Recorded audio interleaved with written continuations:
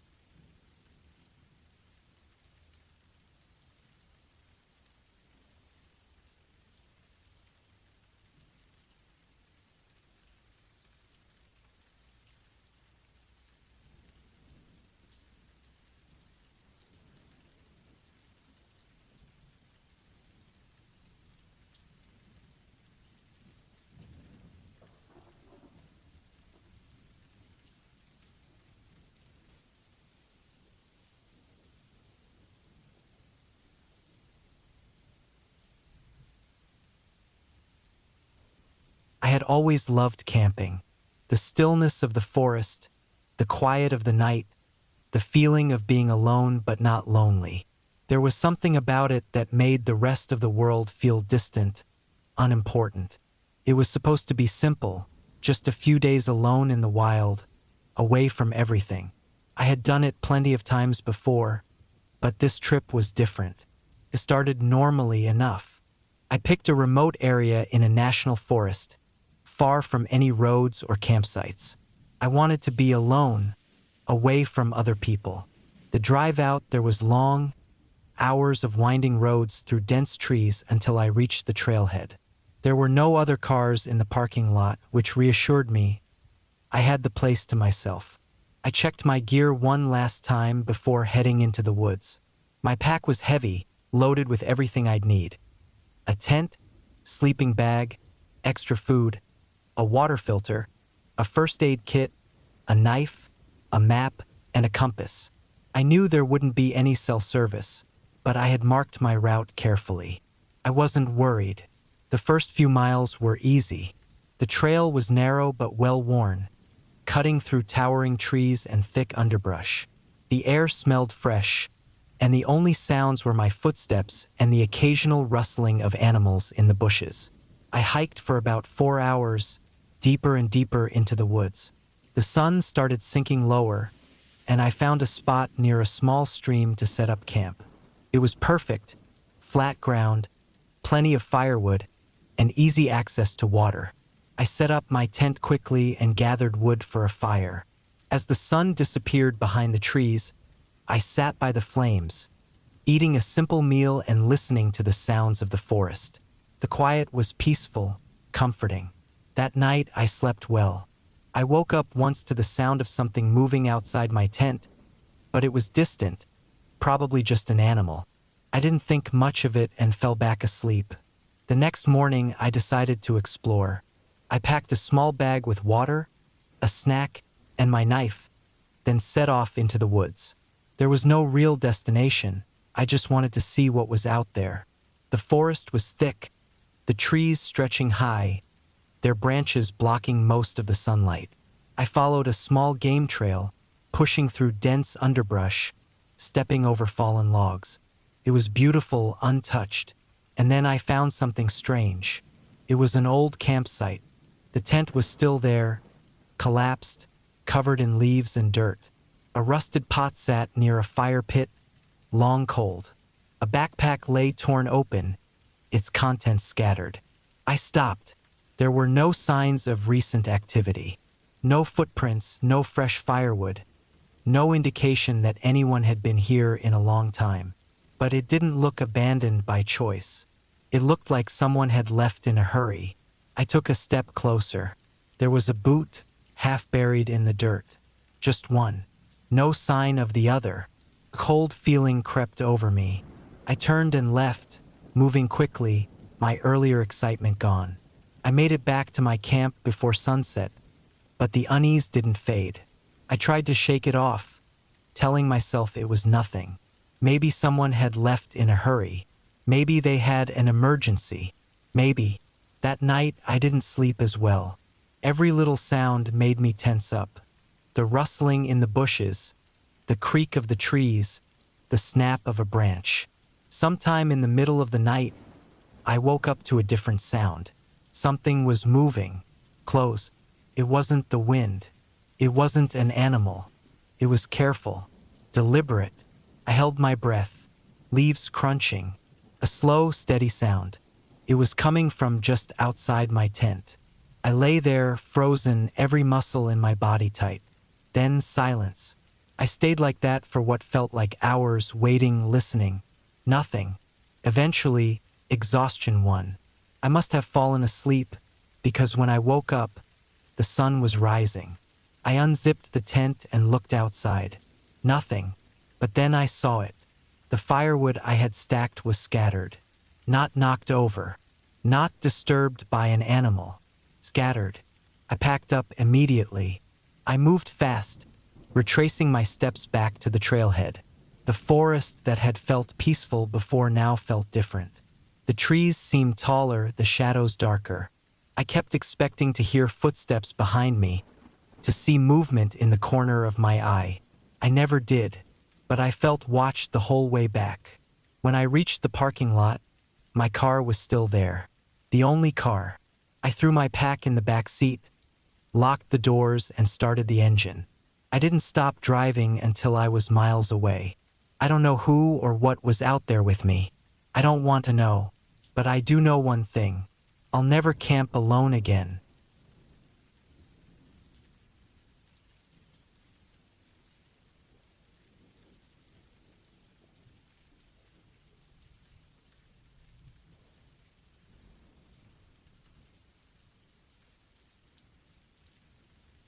It wasn't supposed to be anything special.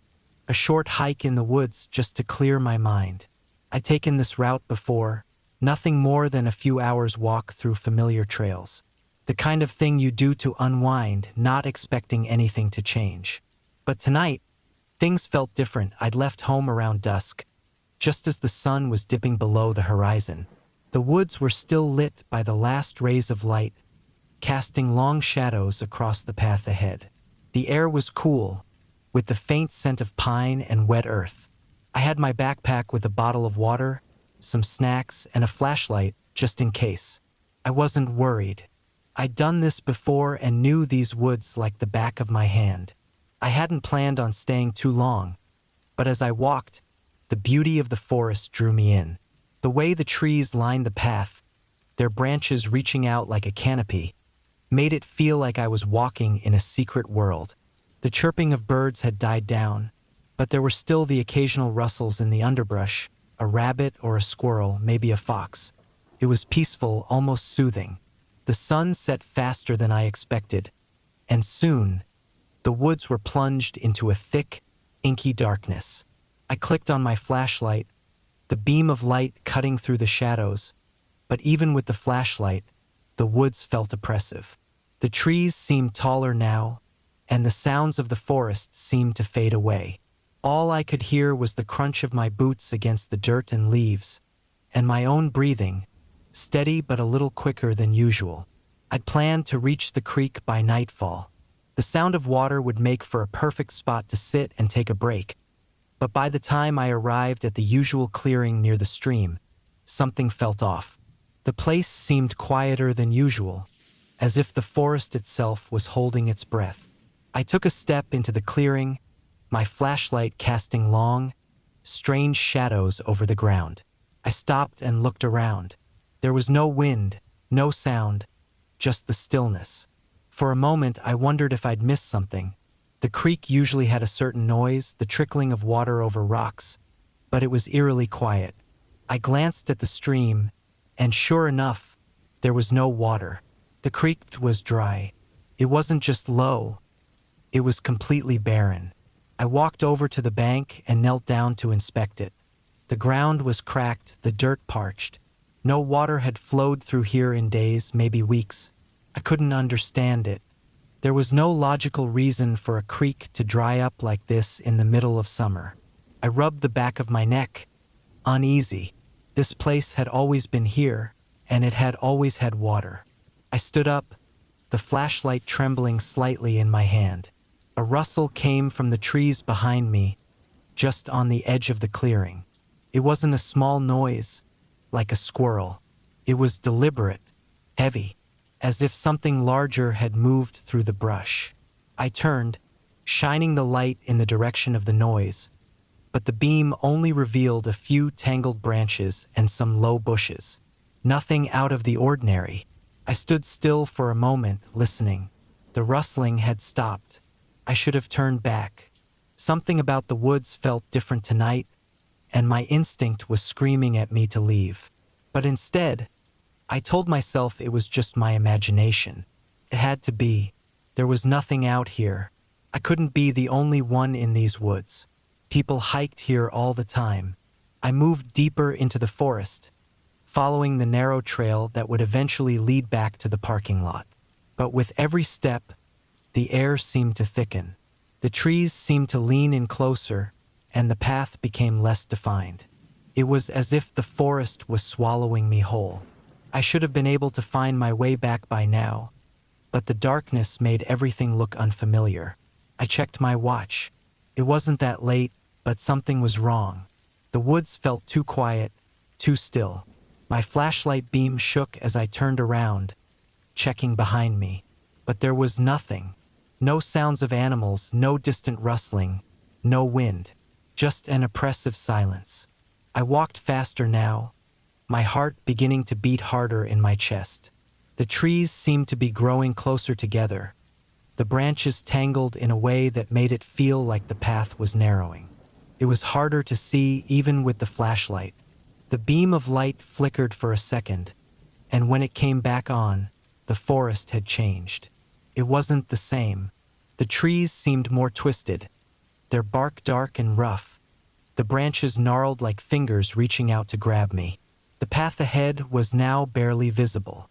I stopped, my breath catching in my throat. Something wasn't right.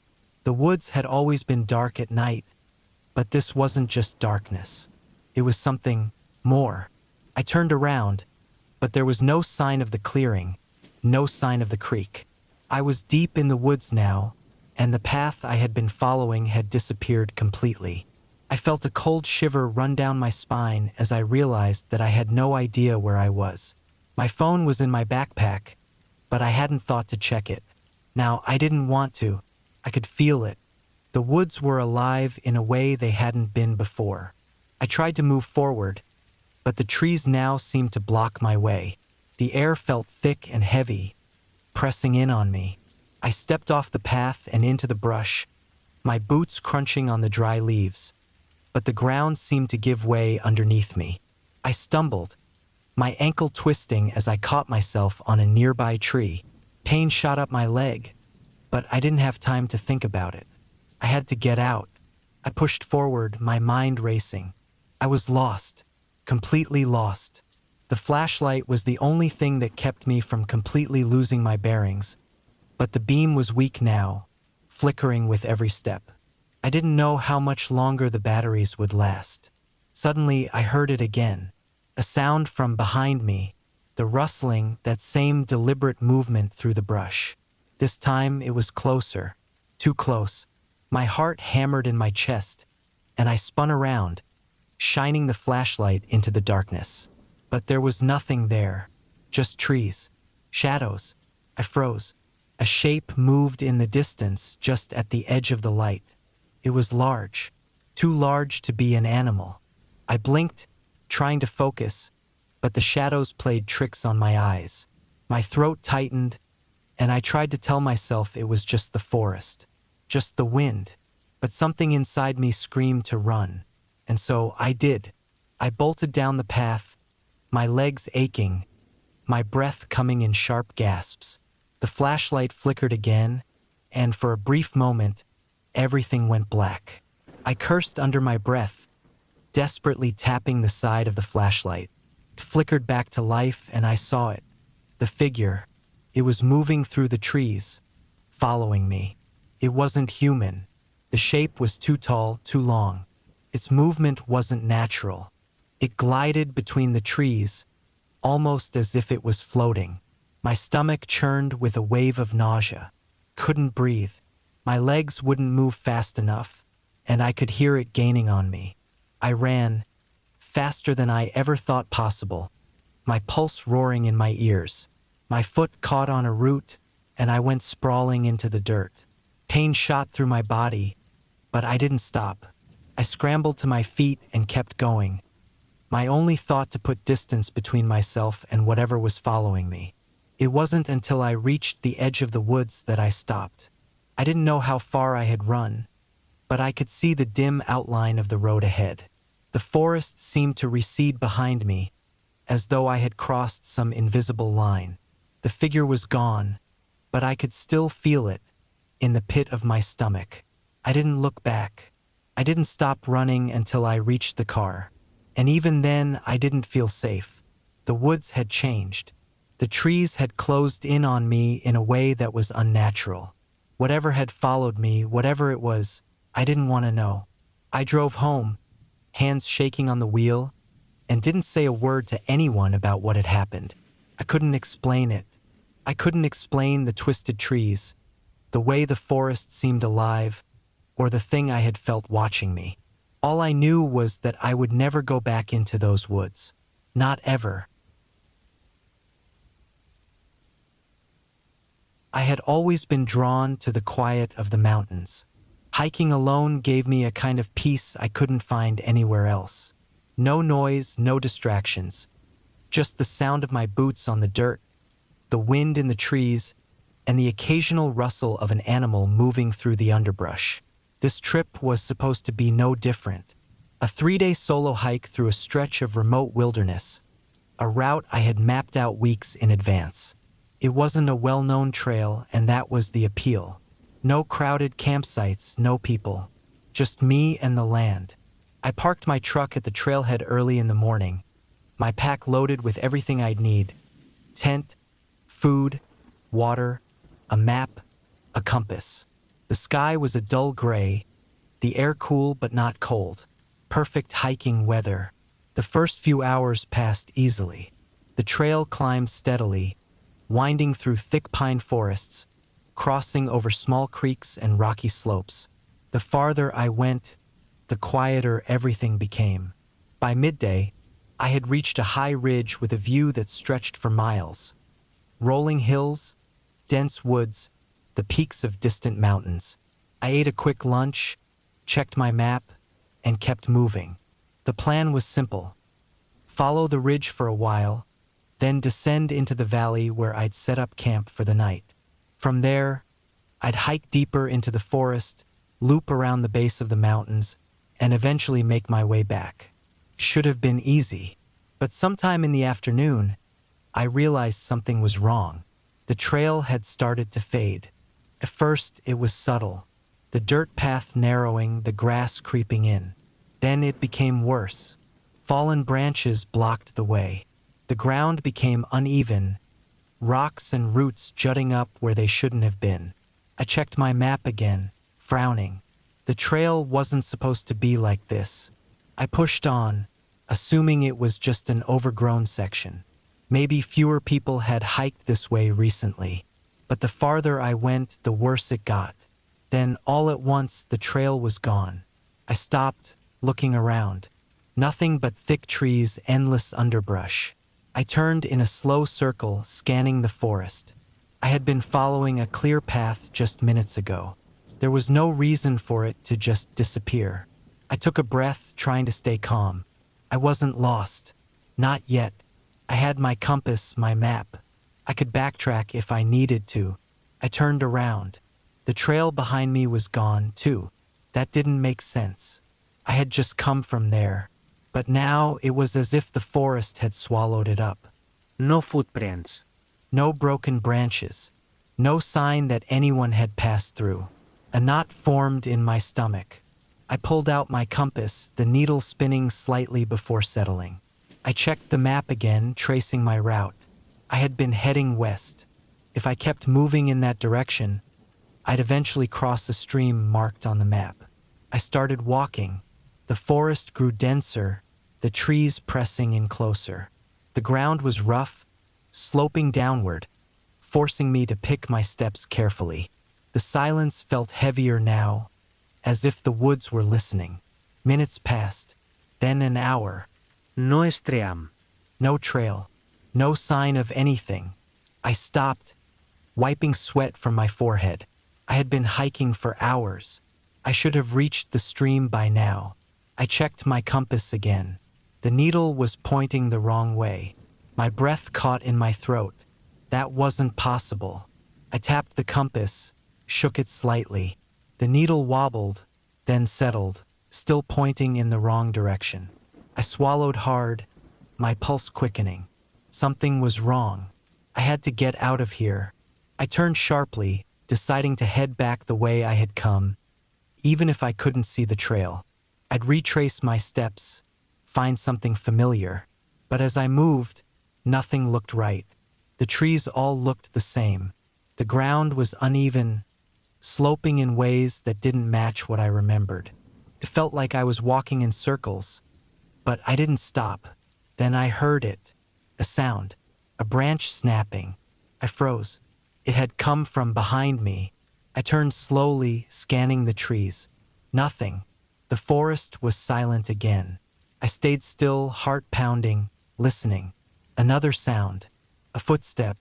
Not mine. My skin crawled. I wasn't alone. I didn't move, didn't breathe. For a long moment, nothing happened. Then, deep in the trees, I saw something. A shape, far away, barely visible through the branches. A figure, motionless, watching. A chill ran through me. I turned and started walking. Faster this time, my breath coming in short, sharp gasps. I didn't care where I was going anymore. I just needed to get away. The forest blurred around me as I moved. I stumbled, catching myself against a tree. My legs ached, my throat dry, but I kept going. Minutes passed, an hour. Then I saw something ahead. A structure, a cabin. I hesitated. It was old, weathered. No smoke from a chimney. No lights. But it was shelter. I stepped onto the porch, the wood creaking under my weight. The door was slightly open. Pushed it wider, peering inside. Empty. Dust covered everything. A broken chair, a rusted stove, shelves lined with old, empty cans. And something else. Footprints. Not mine. Fresh. My chest tightened. Someone had been here. Recently. I backed away, stepping off the porch. The woods were silent. Then, in the distance, I saw movement. The figure, closer now, still watching. I turned and ran. I didn't stop. Not when my lungs burned. Not when my legs screamed for rest. I just ran. Somehow, I found my way back to the real trail. I didn't question it. I just ran. By the time I reached my truck, it was almost dark. I threw my pack into the back, climbed in, and locked the doors. I sat there, breathing hard, staring into the trees. Nothing moved, but I knew I had been followed, and I would never know why. I always preferred solo camping over group trips. I liked the silence, the solitude, the feeling of being completely cut off from the rest of the world. No schedules, no distractions, just me, my gear, and the woods. This trip was no different. I had planned it for months, choosing a remote spot deep in the wilderness of Washington state. It was far from any official campsites, a place I found on an old topo map. A valley nestled between steep ridges, with a river running through the middle. The nearest road was over 10 miles away, and even that was nothing more than an unmaintained Forest Service road. It was exactly the kind of place I liked. Isolated, untouched, quiet. I started the hike early in the morning. The first few miles were on a faint, overgrown trail, but eventually I had to rely on my map and compass to navigate. The forest was thick, dense with towering evergreens and tangled underbrush. The air smelled like pine and damp earth. Birds called out from the trees, and somewhere in the distance, I heard the steady rush of water. By the time I reached the valley, the sun was already dipping low. The river was just as I'd imagined it. Clear, fast-moving, lined with smooth rocks. I found a flat spot on the bank and started setting up camp. First, the tent, then the fire pit. I gathered wood, stacked it neatly, and got a small fire going as the last light faded from the sky. The heat felt good against the evening chill. I cooked a quick meal, ate while staring into the flames, and let my mind settle into the rhythm of the woods. As the fire crackled, I started to get that feeling. The one I always ignored at first. The prickling at the back of my neck. The sense of being watched. It was common when camping alone, just a natural reaction to being so exposed. My brain playing tricks on me, filling the silence with imagined threats. I brushed it off and focused on the fire. The woods around me were quiet, just the occasional rustle of wind through the trees. Nothing unusual. But then I heard something. A soft crunch. Not close, but not far either. somewhere in the darkness beyond the firelight. A footstep. I froze, my heart hammering. I listened. Silence. Could have been anything. A deer, a raccoon, even just a branch falling. I waited, every muscle tensed. Nothing else moved. Eventually, I let out a slow breath and stood up. I grabbed my flashlight and swept it across the trees. The beam flickered over trunks, branches, undergrowth. Nothing. Still, I couldn't shake the feeling. I stayed up longer than I had planned, letting the fire burn low before finally forcing myself into the tent. I lay there in my sleeping bag, staring at the nylon ceiling, listening. Every sound felt magnified, the river, the wind, the distant call of an owl. I told myself it was just my imagination, that I was alone out here. At some point, exhaustion won. I drifted off. I woke up suddenly. I didn't know why at first, just that something was wrong. I listened. The fire was out, the night deep and black. The river was still rushing, the wind still whispering through the trees. Then I heard it, a sound close to my tent. Soft, careful, a footstep. My body went rigid. I reached for my flashlight with slow, deliberate movements. My fingers wrapped around it, my thumb pressing against the switch. I waited. Another step, closer this time. I clicked the light on. The beam shot through the darkness, illuminating the thin fabric of my tent. Shadows shifted. Something moved just outside. I barely breathed. The shape didn't move for several seconds. Then slowly it backed away. I stayed frozen, listening as the footsteps retreated into the trees. I didn't sleep the rest of the night. As soon as the sky started to lighten, I packed up. My hands were shaking as I rolled up my sleeping bag, shoved my gear into my pack. I wanted to be gone before whoever or whatever was out there came back. As I was taking down my tent, I saw them. Footprints. Not boots. Not animal tracks. Bare feet. They circled my campsite, stopped just outside my tent. I hiked out fast. Didn't stop. Didn't look back. Took me almost the entire day to reach my truck. When I finally saw it, sitting there on the empty dirt road, relief washed over me so hard I almost dropped to my knees. I threw my pack in the back, climbed in, and locked the doors. Then, just as I was about to start the engine, I saw something in the trees. A figure, standing just at the edge of the forest, half hidden in the shadows. Watching. I didn't wait. I started the truck, tore down that road faster than I ever had in my life. I never went back to that valley. I never even told anyone about what happened. But I stopped camping alone after that.